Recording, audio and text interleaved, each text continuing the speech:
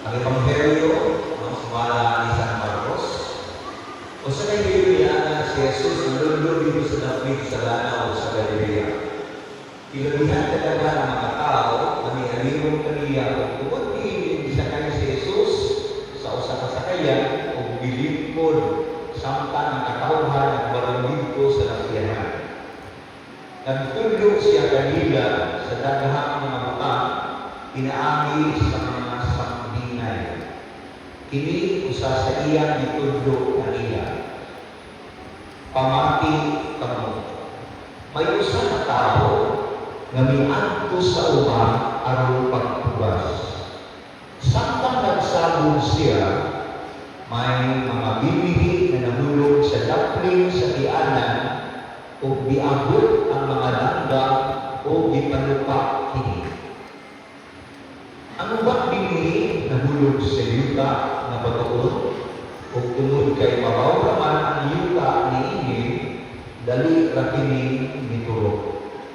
Apan sa diha nailita na kini pag-ayo sa adlaw, lalawas kini o kay wala man nagamot pag-ayo nalayan. Ang ubang bibili nahulog dapit sa mga sampinit.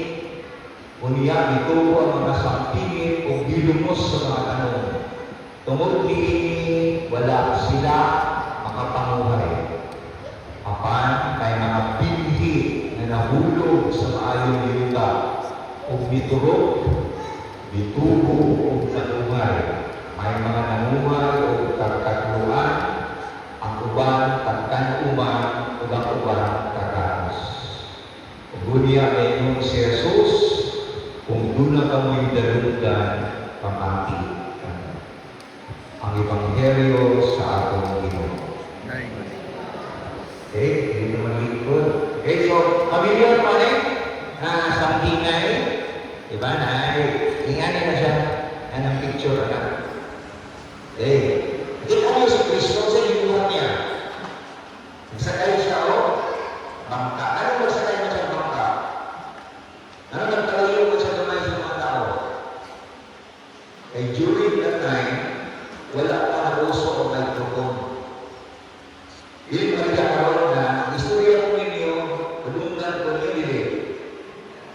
Sa una, Jesus Christ has to distance himself. Ano naman? Para makita siya. Kung nasa sa crowd, makita na rin.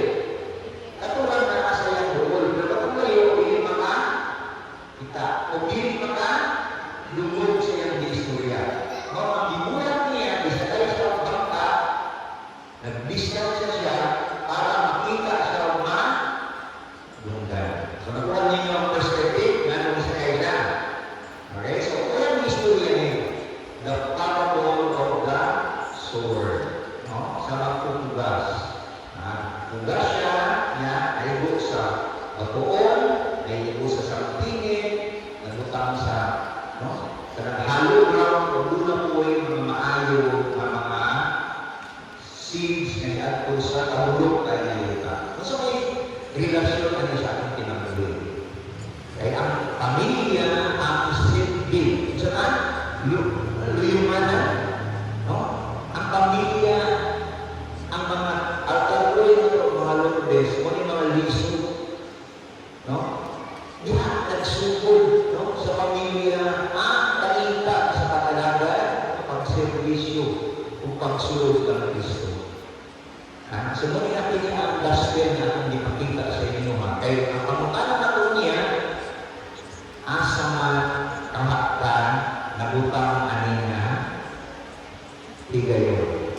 No? Katubang bata, katubang na isang pinit, katubang wala ka urot, o katubang maayon ng yuta, na nakaliderlo sa ating mga anghel, Lourdes, o sa mga altar.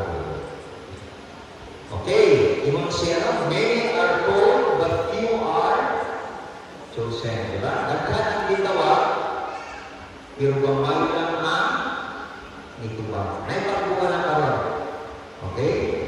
Imong siya, many are called, but few are chosen. Nagkat ang ginawa, pero gamay lang ang nitubang. tubang na muanhi karon dinhi. Tama din.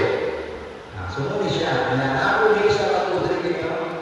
Many are called but few are sent out. That's what we mean. Ang niya sa refrigerator, taghan ang bunaw pero wala yung sent na beer. Okay. So, roadmap na to, nanon na kalinhi, isa itong kukuliyo sa akong kurang panuko, no? Yakang-ambit sa akong mga tuba, okay? Yakang-talalo, niya, commitment signing, gayon, diba na tayo mas. Okay. Ngayon, ani naman na muling karoon sa akong parokya. Sige lang, ano naman muling kung sa inisik pa na, di ba? Kung himatiyon siya, di ba?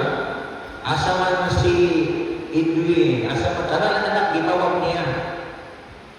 Tanang mindan pa, namin din karon suko kay siya. Kinsa nagbangkay sa tindahan. Kung na ako tanang kung dito. Sige, unang pangutana, ano na mo din eh?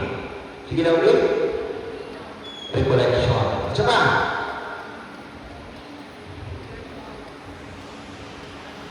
wow, gitawag sila. Thank you, pagtawag. Brother, ganun naman na rin eh. Iingat na rin, ma'am. Okay, sige. So, ang unang gawa na usually, no, ipaan sa leader. Tama na. O nga, ipaan ko wala. Ipaan okay? Ako ba po, no, ningon si Paderbong. Ito naman yung pagkot sa Paderbong. Napoy ko ba na recollection. Napuyuban na ako kapalo, ano na ako rin. Okay. So, unsa na meaning anang rated PG? Okay?